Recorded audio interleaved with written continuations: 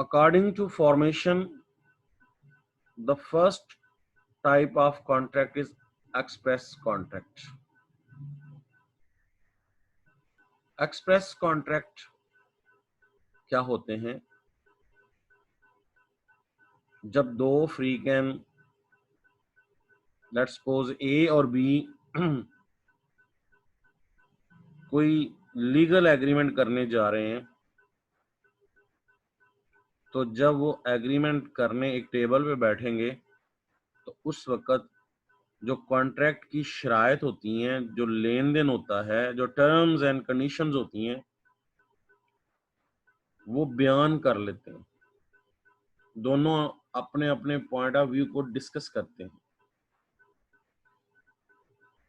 ये जो एग्रीमेंट के पॉइंट्स होते हैं, शराइत होती हैं, इनको जब हम एक्सप्रेस करके एग्रीमेंट बनाते हैं या कॉन्ट्रैक्ट बनाते हैं तो इसे एक्सप्रेस कॉन्ट्रैक्ट कहते हैं। एक्सप्रेस जो बयान होता है दो शक्ल में हो सकता है, जुबानी भी हो सकता है और रिटन फॉर्म में भी हो सकता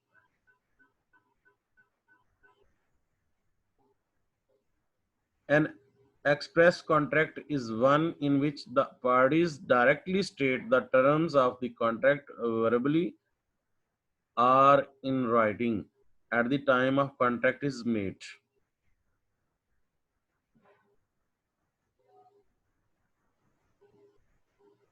जब कॉन्ट्रैक्ट बनने जा रहा होता है, फॉर्मुलेट, दोनों पार्टी उनको फॉर्मेट करती हैं, वो स्टैम्प पेपर पे अगर लिख लेते हैं, किसी कागज पे लिख लेते हैं जो एग्रीमेंट के अंदर शराइत हैं,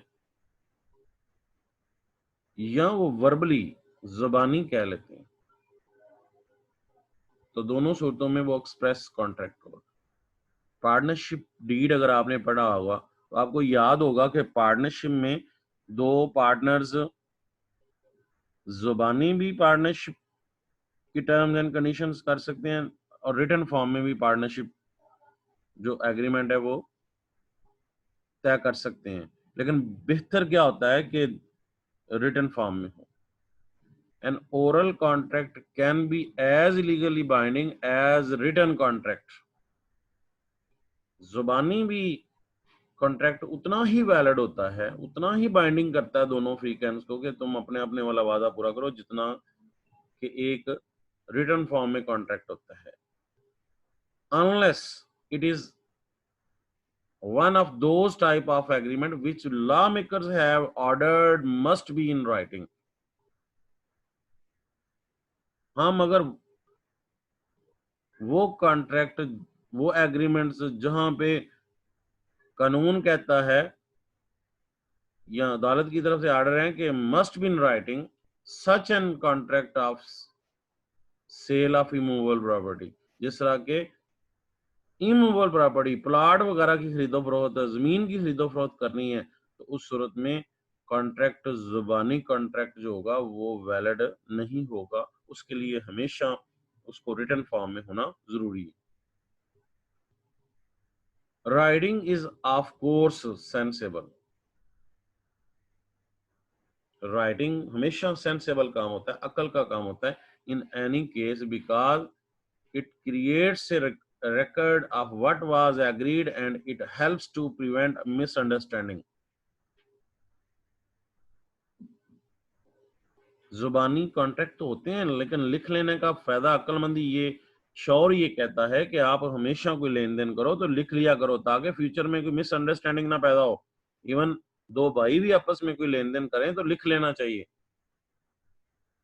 और इस्लाम में भी है कि सुलह हदीबिया का वाकया है कि वो रिटन फॉर्म में था, और कुरान में भी है कि whenever you enter into contract must write it in order to avoid the future contingencies. In short, जो कॉन्ट्रैक्ट एग्रीमेंट है वो जुबानी भी हो सकता है लेकिन रिटन फॉर्म में हो सकता है, लेकिन बेहतर यह है कि हमेशा एग्रीमेंट लिख लेना चाहिए। X verbally promises to sell his cell phone to Y for rupees 5,000 and Y promises to pay the amount. There is an express contract between parties.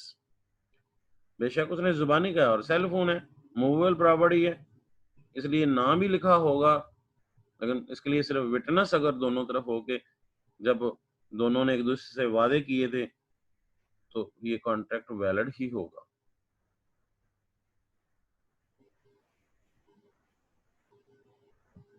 दूसरी जो किस्म है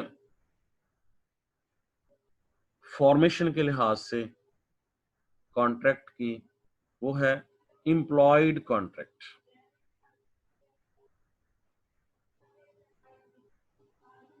एम्प्लॉयड कॉन्ट्रैक्ट क्या होते हैं? Contract which is not made by words written और spoken but by the acts and conduct of the parties is called implied contract. इसमें दोनों फ्रीकैन ना तो लिख के मुआहदा करते हैं ना जुबानी मुआहदा करते हैं, बल्कि उनका अमल और उनका एक्शन उन्हें एक एग्रीमेंट में बांध देता है। मसलन X, a shoe shiner, starts polishing the shoes of Y. If Y allows him to do so, there will be a implied contract between two. इससे मुराद ये है कि आप अक्सर देखते होंगे कि किसी जगह पे खड़े हैं, एक खान साहब आते हैं और आपके जूते जो है वो आपसे कहते लेके उसको पॉलिश करना शुरू कर देते हैं, आपके बैठ के नीचे पाँव पे आपको, और आप भी उसके आगे पाँव रख देते हैं और खामोश रहते हैं। ना उसने कहा कि मैं जूते पॉलिश करना चाह रहा हूँ, बस उसने आपके जूते पॉलिश करने शुरू कर दिए और आपने भी खामोश रहे। एम्प्लॉयड होता है खामोश कॉन्ट्रैक्ट। इसी तरह एक और एग्जांपल लेते हैं। आप एयरपोर्ट से या रेलवे स्टेशन से बाहर निकलते हैं और एक कुल्ली भागता हुआ आता है और आपका लगेज सामान पकड़ के चल पड़ता है और आप भी खामोशी से उसे इस चीज की इजाजत दे देते हैं। तो इसका मतलब है कि ना उसने कहा कि मैं सामान उठा लूं, ना आपने उसको कहा सामान, लेकिन दोनों तरफ से बेसिकली क्या है, ना बोल के भी ना लिख के कोई मुआहदा नहीं हुआ, लेकिन ये एक वैलिड एग्रीमेंट या कॉन्ट्रैक्ट होता है। जैसे ही वो सामान आपका टैक्सी स्टैंड पे या आपकी गाड़ी में रखेगा तो अब आप उसको ये नहीं कह सकते हैं कि भाई किस चीज के पैसे। इसका मतलब ये है कि वो कुल्ली ने जब आपका लगेज उठाया था तो वो एक खामोश ऑफर थी और आपने उसको ऐसा करने की इजाजत दे दी, तो ये एक खामोश एक्सेप्टेंस थी। जब ऑफर एंड एक्सेप्टेंस होती है तो वो प्रोमिसेस बन जाते हैं, और प्रोमिसेस में क्या था कि ये तयशुदा था कि उस इलाके की रवायत थी, ये ट्रेडिशन था कि आपने दोनों ने एक दूसरे के लिए कुछ लेन देन करना है। इनकी कंसिडरेशन भी शामिल थी। कुल्ली ने आपके लिए सामान उठाना था और ये एक खामोश इम्प्लॉयड कंसिडरेशन ये थी कि आपने उसको पेमेंट करनी थी। तो आप ये जरा वो रिकैप करें। Offer plus acceptance is equal to promise, और प्रॉमिस में शामिल है कंसिडरेशन फ्रॉम बोथ साइड। तो ये क्या हो गया, एक एग्रीमेंट है, और एग्रीमेंट चूंकि लेन देन दोनों तरफ है तो इसलिए ये लीगल एग्रीमेंट है। तो हर लीगल एग्रीमेंट इन्फोर्सेबल होता है। तो इसलिए दूसरी जो किस्म है वो एम्प्लॉयड कॉन्ट्रैक्ट होती है।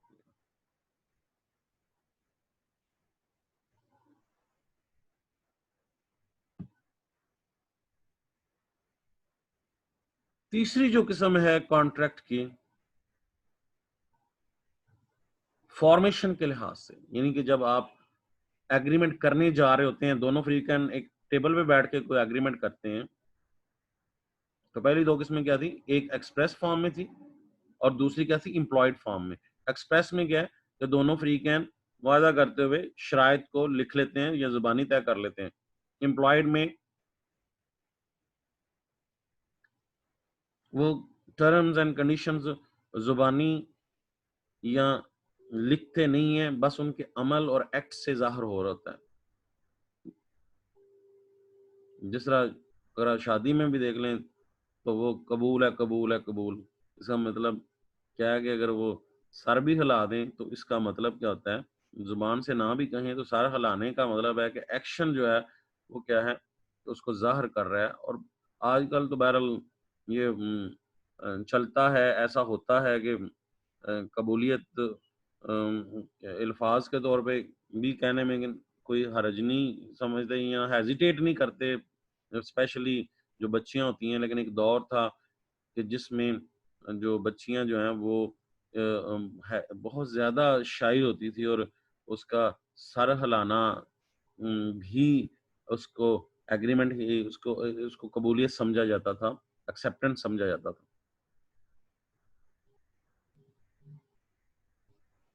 कोज़ाए कॉन्ट्रैक्ट जो है, ये बड़ी अ, जो समझने वाली बात है, ये बड़ा मज़े की बात इसमें आप सीखेंगे कि बा 2 किस्में अभी जो हमने डिस्कस की हैं कि रिटन फॉर्म में या ज़ुबानी या एक तीसरी किस्म भी होती है, और वो क्या होती है, जहाँ पे दोनों फ़रीक़ैन में से एक फ़रीक़ की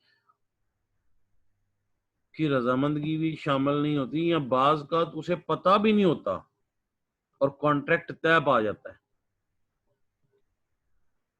हालाँकि हमने पढ़ा था कि दोनों फ़रीक़ैन का कॉन्सेंट का होना, दोनों फ़रीक़ैन का एक ही पॉइंट पे होना बहुत ज़रूरी है। लेकिन बाज़ हालात ऐसे, वाक़यात ऐसे हो जाते हैं कि जहाँ पे कानून के ज़रिए कॉन्ट्रैक्ट मार्ज़ वजूद में आता है। दोनों फ़रीक़ैन के ज़रिए नहीं आता, कानून के ज़रिए मुआहदा तय पा जाता है। A quasi contract is one which is created by law in certain limited situation. ये मखसूस हालात में होता है। Even where the contractual elements of mutual consent and meeting of minds in missing is missing, the contract the courts may employ कर सकता है या impose कर सकता है a contract in order to prevent the unjust enrichment of one of the parties. बाज़ हालात ऐसे, वाक़यात ऐसे हो जाते हैं कि जहाँ पे ए और बी दोनों के कोई कॉन्ट्रैक्चुअल म्यूचुअल कंसेंट भी शामिल नहीं थी, माइंड्स भी नहीं मिल रहे थे। इवन उनमें से एक पार्टी जो है वो वहाँ पे जो है वो सेंस भी नहीं रख रही थी है, या ऐसे हालात हो गए थे कि जहाँ पे वो मौजूद ही नहीं थी पार्टी, तो उसकी गैर मौजूदगी में भी वो कॉन्ट्रैक्ट बन सकता है। उसका मौजूद ना होना मेंटली तौर पे, फिजिकली तौर पे, अगर उन दोनों फ्रीकन में से एक फ्रीक उस वक़्त मौजूद नहीं है, तो तब भी कॉन्ट्रैक्ट बन जाता है। और इसका मकसद क्या होता है कि अनजस्ट इनरिचमेंट, अनजस्ट बेइंसाफी से बचाना, किसी के साथ जुल्म ज्यादती ना हो, कानून ये कहता है। This legal fiction is called quasi contract.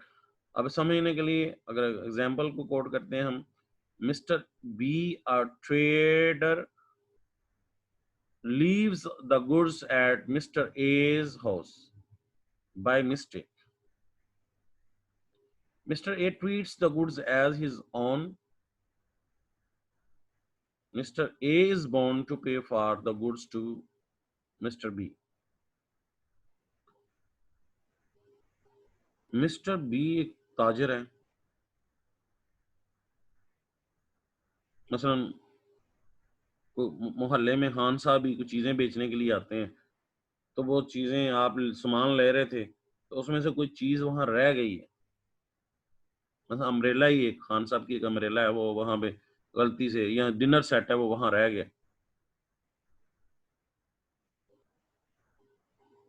तो उस सूरत में आप अगर उसको इस्तेमाल कर लेते हैं, बाद में वो खान साहब आते हैं, तो आपसे मुतालबा करते हैं उसकी पेमेंट का या वापसी का, तो अगर आपने वो चीज़ को इमानत के तौर पे रखा हुआ है, ये इमानत होती है, आपने उसको वापस करना है और अगर आपने खुद इस्तेमाल कर लिए तो कानून कहता है कि अब आपको हर हाल में उसकी पेमेंट करनी है। इट्स मीन कि बेशक उसने बे ऑफ़र नहीं की थी, आपने उसको इस्तेमाल कर लिया है, तो एक कानून अनजस्टिस से बचाने के लिए, किसी के साथ ज़ुल्म ज़्यादती ना हो, किसी एक पार्टी, एक फ़रीक के साथ जो है वो सितम ज़रीफ़ी ना हो, इस चीज़ से बचाने के लिए एक मुआहदा हो गया था कि आपने उसको पेमेंट अब करनी है अगर आपने उस चीज़ को इस्तेमाल कर लिया है। एक और एग्ज़ाम्पल लेते हैं कि बाज़ का हालात ऐसे हो जाते हैं कि आप घर से निकलते हैं, आप देखते हैं कि एक रोड के ऊपर एक एक्सीडेंट हुआ है और उस एक्सीडेंट में आप किसी इंजर्ड शख्स को उठाते हैं और उसे हॉस्पिटलाइज़ करते हैं और वहाँ हॉस्पिटलाइज़ करने के बाद आप उस शख्स का वो बेहोश है, आप उसका इलाज मुआवजा करते हैं, अपनी पॉकेट से उसकी जो मेडिकल की फीस है या मेडिसिन्स हैं वो लेके देते हैं। वो शख्स कुछ घंटों के बाद या 1 दिन बाद होश में आता है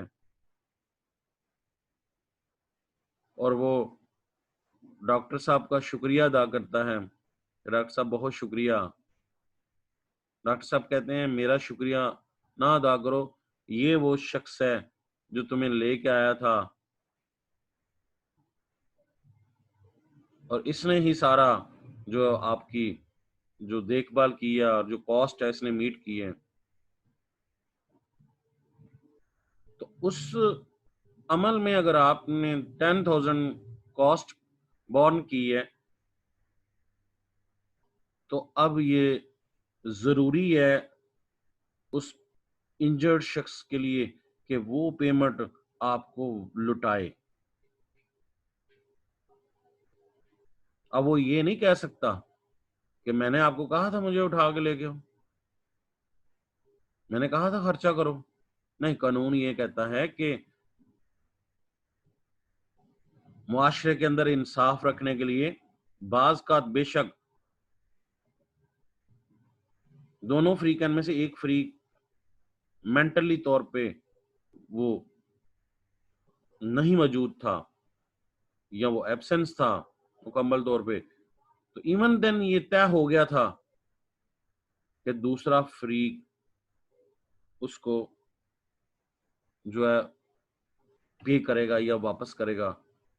तो इस तरह ये एक ये भी एक कानूनी मुआहदा हो जाता है, बाइंडिंग मुआहदा बन जाता है, क़ज़ाई फ़िक्शन बन जाती है। एक मुआहदा तय आ जाता है, अदालत उसे इम्पोज़ करता है। यानी कि अब अगर वो शख्स जो इंजर्ड हुआ था, आपको पेमेंट नहीं करता तो आप अदालत में जाएँगे और अदालत के ज़रिए उससे पेमेंट ले सकते हैं। लेकिन इसमें एक बात जो है वो ये है कि आप उससे ये नहीं कह सकते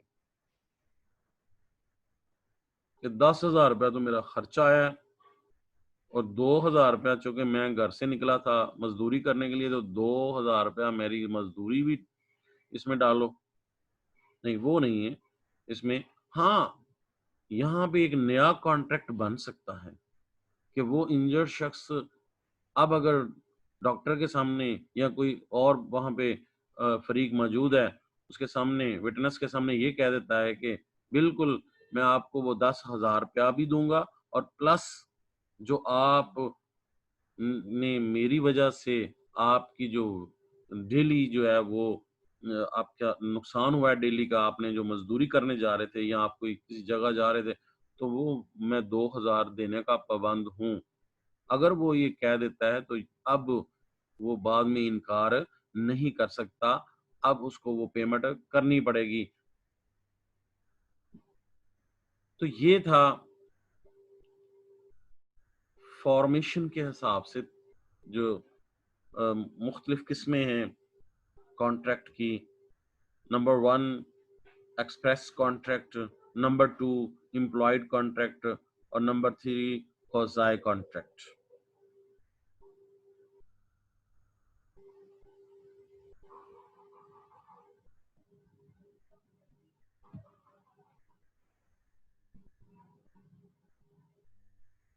नेक्स्ट वन जो कैटेगरी है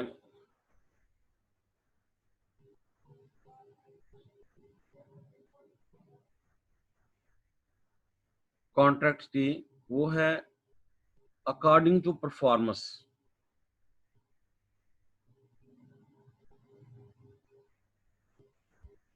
परफॉर्मेंस के लिहाज से मीन के जब कॉन्ट्रैक्ट को परफॉर्म करने का टाइम आता है, उसके लिहाज से हम कॉन्ट्रैक्ट को कितनी किस्मों में तकसीम कर सकते हैं। तो पहली किस्म है उसकी एग्जीक्यूटेड कॉन्ट्रैक्ट।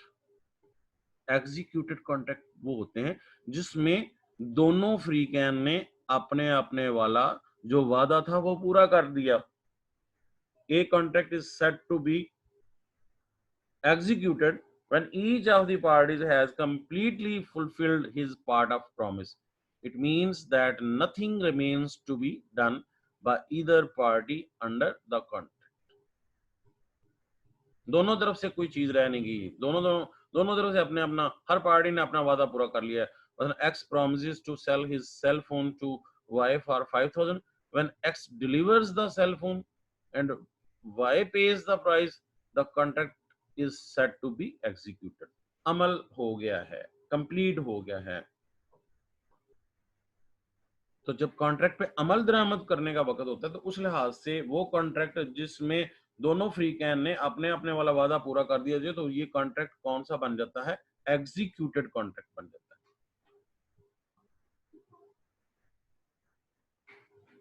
और एग्जीक्यूटरी कॉन्ट्रैक्ट क्या होता है? ये वो कॉन्ट्रैक्ट होता है जिसमें दोनों फ्री कैन में से किसी एक फ्री ने अभी अपना वादा पूरा करना हो या दोनों ने अपना वादा पूरा करना हो। A contract is said to be executory when both the parties to a contract have yet to perform their part of obligation. It means that something remains to be done. A agrees to teach B from the next month. In response of B promise to pay 2,000. A वादा करता है कि मैं B को next month से पढ़ाऊंगा और B वादा करता है मैं 2,000 पेमेंट करूंगा नेक्स्ट मंथ से। तो it is an executory contract as duties are yet to be performed. एक और एग्जांपल, आप जाते हैं किसी जगह पे, किसी को कह देते हैं कि ये मेरी चेयर बना दो, तो जैसे ही तुम चेयर बनाओगे तो मैं तुम्हें पेमेंट कर दूंगा। तो बेसिकली ये फ्यूचर में है जिसमें अभी परफॉर्मेंस होनी है। और ऊपर का एग्जीक्यूटेड में क्या था कि दोनों ने अपने अपने वादा पूरा कर दिया है। एग्जीक्यूटरी इस पे अब अमल दरामद होना है, यानी एग्जीक्यूटेड में दोनों फ्रीकन अपने अपने वाला वादा पूरा कर देते हैं और इसमें भी वादा पूरा करना होता है एग्जीक्यूटरी में। तीसरी किस्म जो है ये भी कुछ इसी तरह की है, यूनिलैटरल कॉन्ट्रैक्ट। यूनि एक को कहते हैं, सिंगल को कहते हैं। A contract where only one party to contract has to perform his share of obligation. एक ऐसा मुआहदा जिसमें एक पार्टी ने सिर्फ अपने वाला वादा पूरा करना हो, because the other party has already performed his part of obligation, अपने वाली जिम्मेदारी पूरी कर दी। A promises to pay 2,000. Who will find his lost cell phone? B finds the cell phone and returns it to A. It is a unilateral contract. Unilateral contract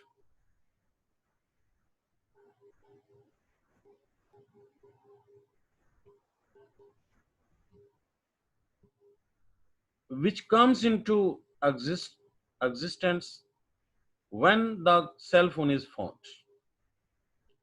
ये वादा करता है या ऐलान करता है दूसरे लफ्जों में कि जो भी मेरा सेल फोन ढूंढ के लाएगा तो मैं उसे 2000 रुपया दूंगा। तो इस सिचुएशन में बी अगर उसको ढूंढ के लाता है और उसे देता है तो उस सूरत में एक ऐसी सिचुएशन में एक फ्री कैन ने अपनी ऑब्लिगेशन पूरी करनी है, दूसरे ने अपनी वाली जो ऑब्लिगेशन है वो पूरी कर दी होती है। वो क्या कि उसने अगर सेल फोन ला के दे दिया है तो अब जिम्मेदारी किसकी तरफ से रह जाती है? ए की तरफ से कि वो उसको पेमेंट करे।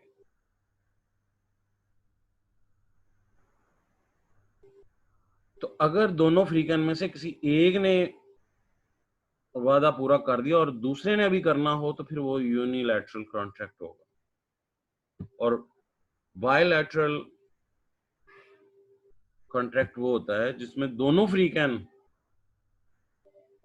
की तरफ से ऑब्लिगेशन आउटस्टैंड करती हैं।